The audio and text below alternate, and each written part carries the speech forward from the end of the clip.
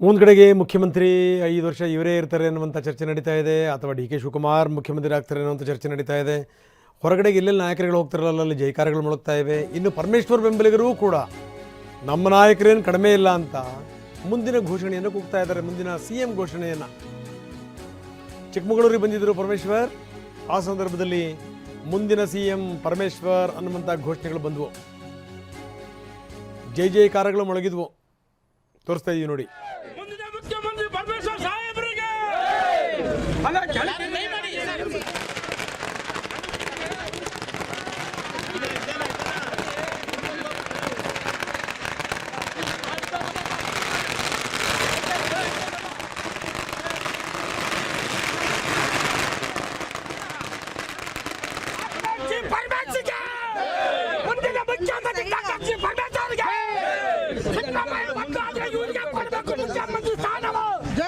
ಮುಂದಿನ ಮುಖ್ಯಮಂತ್ರಿ doctor G Parameshwar ಸಾಹೇಬರಿಗೆ, ಮುಂದಿನ ಮುಖ್ಯಮಂತ್ರಿ ಡಾಕ್ಟರ್ ಜಿ ಪರಮೇಶ್ವರ್ ಸಾಹೇಬರಿಗೆ ನಮ್ಮ ಸಾಹೇಬರ ಮುಖ್ಯಮಂತ್ರಿ ಆಗ್ಬೇಕು. ಕಾಂಗ್ರೆಸ್ ಹೈಕಮಾಂಡ್ ಒಪ್ಕೊಳ್ಳಬೇಕು.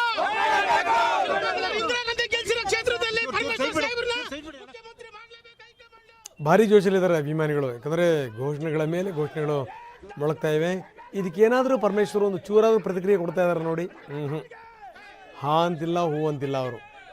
ಅವ್ರಿಗೆ ಗೊತ್ತು ಹೋದ ಕಡೆಗೆ ಈ ರೀತಿ ಜೈಕಾರಗಳು ಮೊಳಗ್ತವೆ. ಆದರೆ ಯಾರು ನಿರ್ಧಾರ ಮಾಡಿದಾಗ ಆಗುತ್ತಲ್ಲ, ಅವ್ರು ನಿರ್ಧಾರ ಮಾಡಿದಾಗಲೇ ಇದೆಲ್ಲದೂ ಕೂಡ ಆಗೋದು ಅಂತ ಗೊತ್ತಿದೆ ಅವರಿಗೆ.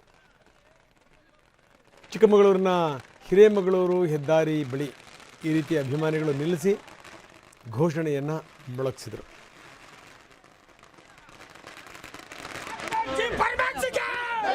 ಮುಂದಿನ ಮುಖ್ಯಮಂತ್ರಿ ಡಾಕ್ಟರ್ ಜಿ ಪರಮೇಶ್ವರ್